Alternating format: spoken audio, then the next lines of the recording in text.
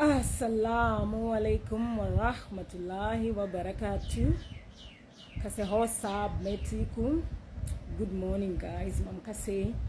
So today I'm here to share with you my story on how I met my husband. I know most of you, you've been waiting for this moment. Now, nyatsogara ipasi, munyatsoteerera munzwe nyaya yangu, right? Andindoya mama kamirira mazimba munoda zvinhu ndoda kukuudzai. I'm going to tell you exactly how we met. So inini I fell sick pandai shandira ku Angola, and then instead of going back, my parents decided it was better for me to go to South Africa because Angola was far from them. So after I recovered, I went to South Africa. That's where, like I said, I met my husband. So the day I went to South Africa, my brother was the one who was staying in Africa by that time. By then, he came kuzonditambira chi ku Joburg. Park station, right? So on our way home, he was staying in Kempton Park. On our way home, before we even reached home, we went into this other Chinese shop. It was a clothes shopping shop. We went in there. We were just window shopping, nothing much. And then that is the same shop where I met my husband, but it is not that same day, not the same day. That time, that day, very day we arrived from Zimbabwe, we went into that shop just to do the shopping. And then the owner of the shop approached me. She approached me. She was with her husband, but the wife is the one who approached me. I'm not so sure if it was the wife or the husband. And Tanya to be honest. And then she asked me, he or she, let me just say he or she. Okay, let me just say she, to avoid confusion. She said, do you want a job? Ndikatika zvinoita mwari nai kungosvika mujoni nekumbatsa tasvika takatotakurana nemabhegi edu tiri kundundurudzana nawo zvedu tiri kuita window shopping tichitofamba kuenda kumba ndongonzi do you want a job kupinda. You know how many people go to South Africa and they take long before they even get a job, even if ranga rem China shop zvaro, but still basa ibasa handiti South Africa nai ndichibva ndatomuti ndorida handiti ndatofara paya tatotaurirana atondudza kuti mangwana unotanga nguva dzakati batotopfuura mbataenda kumba totofamba zvedu tichiteta nyaya tichitoseka.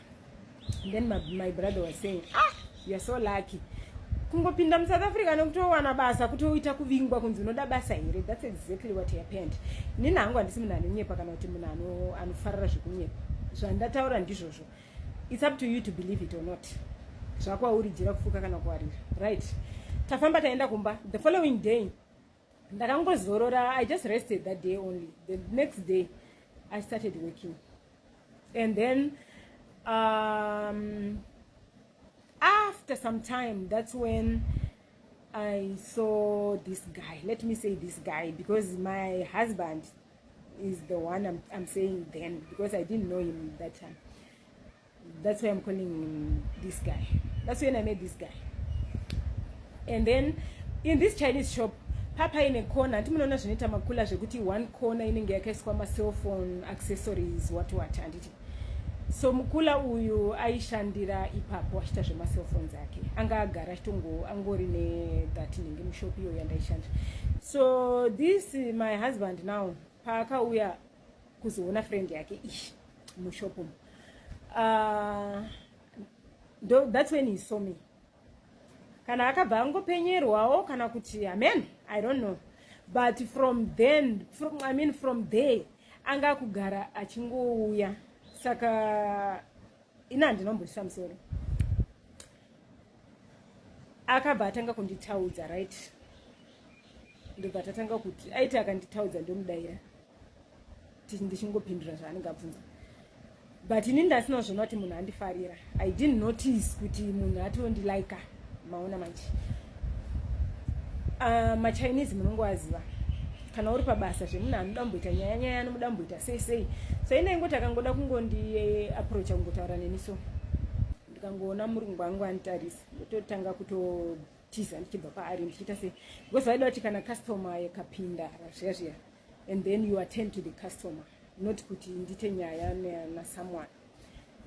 So he kept on coming to the friend's shop until he decided to exchange shops with that guy. Not to exchange kuti iya kushandira uku uya kushandira like kuwinza zvinhu zvake this side uyu oendesa zvinhu zvake that side. No, uyu the friend went to his shop to work there and he came to this friend's shop to work here, but uyu whatever he was selling there or making, it was for him, for my husband. And this my husband, whatever he was making in this shop, he was giving back to the friend. He was giving to the friend. Apa akangozviitira just to be close to me, right?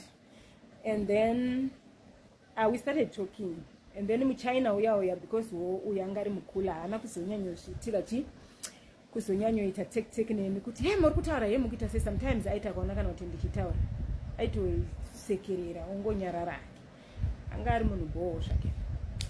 And then ndokubva tatanga kutaura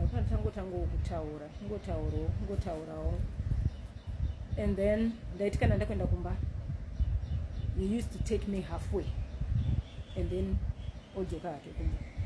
So takaramba tichingodaro kusvikira tazowirirana ndazobvuma uita musikana wake ndajikira ndakabira naona manje yeah. And then that's when it all started. Ndobva adzokera shop kwake and then he went back to his shop because zvaita sei zvaita. So anga kungoyo pano neapo sorry henyu masososo acho anenge ari kuwanda. And then he went back to his shop. This guy, the friend, came back here to this shop.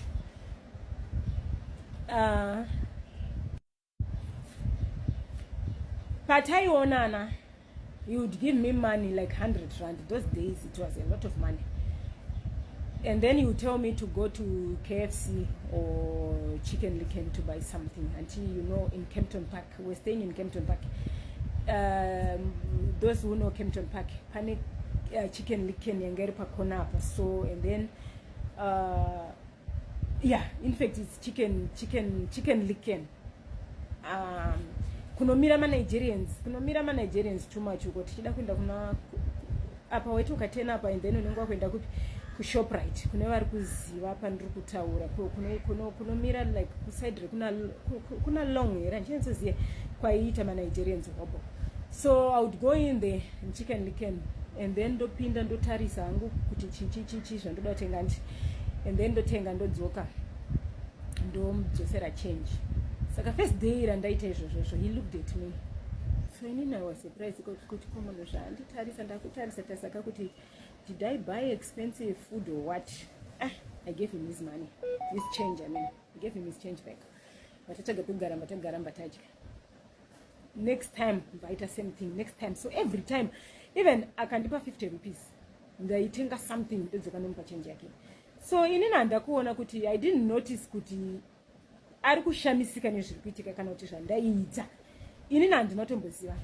So akazoti rimwe day ndobva ndibvunza akati ko why uchiti pese pandokupa mari kuti utenge something you bring change. Ndikati wangoda kuti ndigare nechange yako here because ndatenga zvandatenga and then they gave me the change and then that's why I'm giving you back your change. Wangoda kuti ndikipe here. So every time pandokupa mari kuti utenge you give me back my change. I've been noticing you for quite some time now. That's what you always do. You are different. Different from what? You are just different. And then we kept on going out. Sometimes I didn't do a shop kwake. My phone ndakashandisa mafoni mandoni mandu until anoita zvema-cell phone. Ndaipiwa mbandamba tanga ndipa hembe dzekuita sei dzeku mari yekutenga